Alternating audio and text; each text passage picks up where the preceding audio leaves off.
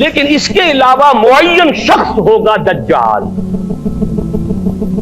یہ معین شخص جو دجال ہوگا اس کے بارے میں بھی ایک تو بالکل متفق علیہ چیزیں ہیں. نمبر ایک کہ وہ شخص ہے، قطعی ہے، یقینی ہے، اس کا حلیہ بھی حضور صلی اللہ علیہ وسلم نے احادیث کے اندر بیان کیا ہے. دوسری بات یہ کہ اس کے ہاتھ میں قوانین قدرت، گویا کہ تسخیر کائنات گویا کہ نقطہ عروج کو پہنچ چکی ہے. تمام اختیارات الہی تقریباً اس کے ہاتھ میں آ چکے ہوں. جو بڑے سے بڑے معجزے اللہ تعالیٰ نے نبیوں کو دیے ہیں وہ معجزے کر کے دکھائے گا. وہ مردہ کو زندہ کرے گا، مردہ لوگوں کی افواہوں کو لے کر آئے گا، ان کی روحوں کو، اگرچہ جھوٹی روحیں ہوں گی، وہ شیاطین جن ہوں گے جو ان کا بھیس بدل کر آئیں گے، لیکن یہ کہ وہ لوگوں سے کلام کریں گے. یہ اسپرچولیزم جو اپنی انتہا کو پہنچا ہوا ہے یورپ میں اور مغرب میں، یہ در حقیقت اسی کا ایک بدل. وہ کھلے بیابان کو کہے گا جہاں بالکل ڈٹیل جو ہے وہ صحرا تھا، گل و گلزار کر دے گا جب چاہے گا. جب چاہے گا جہاں چاہے گا بارش برسائے گا. فاصلہ اس کے لیے بے معنی ہوگا.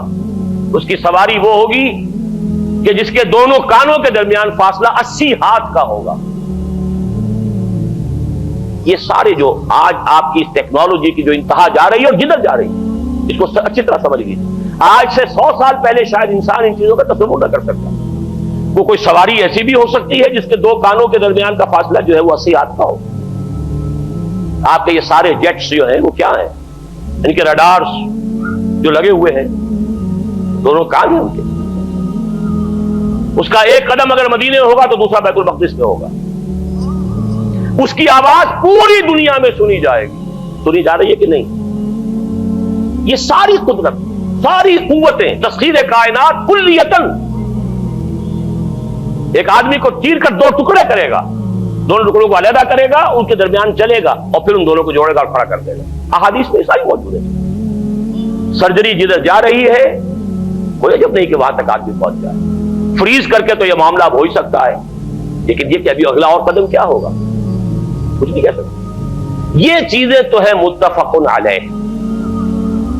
البتہ کچھ معاملات کے اندر احادیث میں کچھ اختلاف پایا جاتا ہے اور یہ مشکلات الحدیث میں سے. اور میں بھی چونکہ اس مسئلے میں اب تک بھی کسی درجے میں ابھی قطعیت کے ساتھ میں کوئی بات نہیں کہہ پا رہا ہوں، لیکن اب چونکہ گمان غالب کے درجے میں ایک رائے تک پہنچ چکا ہوں، اس لیے میں نے آج اس بات کو آپ تک پہنچانے کے لیے یہ عنوان اختیار کیا. اس لیے کہ حدیث میں جو آتی ہے تفاصیل اس سے معلوم ہوتا ہے کہ یہ دجال دو دلیل کرے گا. یا تو وہ دو دلیل کرنے والے دو دجال علیحدہ ہیں، یا یہ دونوں دلیل کرنے والا شخص ایک ہی ہے. بس یہ مسئلہ ہے کہ جو آج تک مجھ سے حل نہیں ہوا تھا، اب تک کہنا چاہیے آج تک نہیں. اور یہ اس میں علماء سے بھی گفتگو ہوئی ہے، اور جن لوگوں نے اس خوب موضوعات پر اپنا وقت لگایا ہے ان سے بھی گفتگویں ہوئی ہیں، تو وہ بھی اس مسئلے کو حل کرنے سے تاحال قاصر رہے.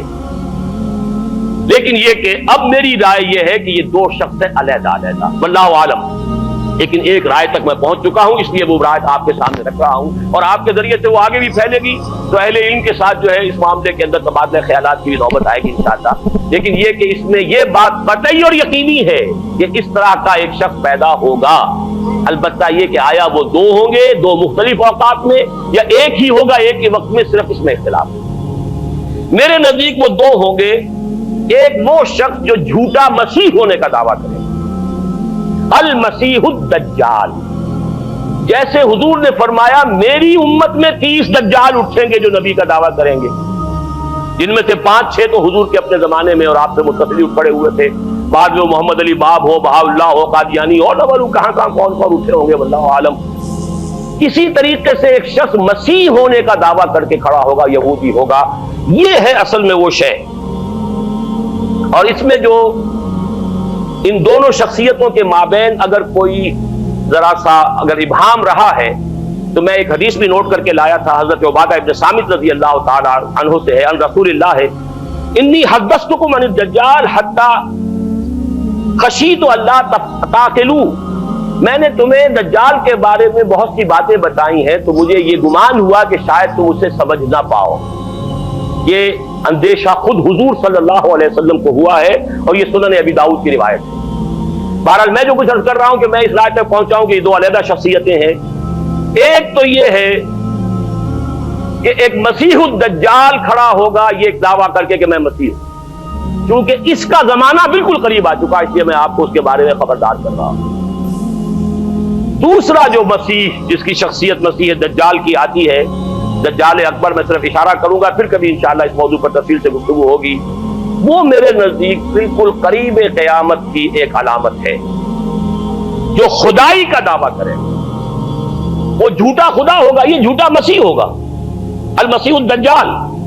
الدجال الاکبر وہ ہوگا کہ جو قیامت کے بالکل قریب کی تین نشانیاں ہیں، جبکہ وہ آ جائیں گی تو حدیث میں آتا ہے کہ اس کے بعد کسی شخص کے ایمان لانے کا، توبہ کرنے کا فائدہ نہیں ہوگا۔ ویسے تو علامات قیامت جو ہے ان میں سب سے پہلی میں نے بتایا تھا حضور کی بعثت خود علامات میں سے، اس کے بعد 10 علامتیں حضور نے گنوائی ہیں اور وہ تدریجاً پوری ہوتی چلی جائیں گی۔ آخری علامات کے لیے حدیث سن لیجیے، عن ابی ہریرہ رضی اللہ تعالی عنہ قال قال رسول اللہ صلی اللہ علیہ وسلم ثلاث اذا خرجنا لا ينفع نفسا ایمانا لم تكن آمنت من قبل او کسبت فی ایمانها خیرا، طلوع الشمس من المغرب وخروج الدجال ودابۃ الارض۔ تین نشانیاں وہ ہیں کہ جب وہ ظاہر ہو جائیں گی تو پھر کسی کا ایمان لانا مفید نہیں ہوگا جو پہلے ایمان نہیں لایا تھا یا جس نے اس سے قبل اپنے ایمان میں کچھ اعمال صالحہ کی کمائی نہیں کی تھی، یعنی گویا کہ توبہ کا دروازہ بند ہو جائے گا۔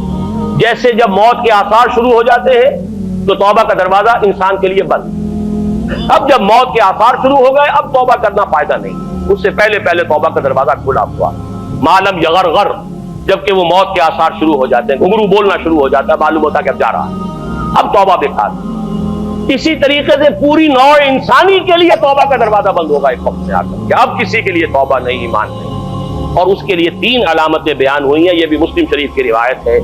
آپ نے فرمایا 3 چیزیں وہ ہیں کہ جب وہ ظاہر ہو گئیں تو پھر کسی کا ایمان لانا جو اس سے پہلے ایمان نہیں لایا تھا اور اپنے ایمان میں اس نے کچھ اعمال صالحہ کی کمائی نہیں کی تھی، اب قتل مفید نہیں ہوگا اس کے لیے ایمان لانا۔ وہ 3 نشانیاں ہیں، طلوع الشمس من المغرب، سورج مغرب سے طلوع ہوگا، نظام شمسی میں کوئی اختلال ایسا ہوگا کہ جس سے سورج بجائے مغرب سے نکلے گا، وہ خروج الدجال ودابۃ الارض، ایک زمین سے کوئی چوپایا برآمد ہوگا، بعض احادیث میں آتا ہے کہ مروہ کے قریب سے وہ برآمد ہوگا جو گفتگو کرے گا انسانوں سے، یہ بالکل خرق عادت، یعنی وہ چیزیں کہ جن کا کوئی تعلق اب اسباب جو ہے دنیا کے ان سے کوئی تعلق نہیں ہے، کوئی فزیکل لا سے تعلق نہیں ہے، وہ بالکل معجزے ہوں گے، خرق عادت ہوگا۔ اور خروج دجال، وہ دجال جو خدائی کا دعویٰ کرے گا، اور حدیث میں آتا ہے کہ بہت کم لوگ ہوں گے کہ جو اس کے سامنے رک سکیں گے، اکثر و بیشتر جو کمزور ایمان والے لوگ ہوں گے وہ اسے خدا تسلیم کر کے اس کی پرستش شروع کر دیں۔ میرے نزدیک یہ آخری چھلنی ہوگی جو لگائی جائے گی اہل ایمان کو۔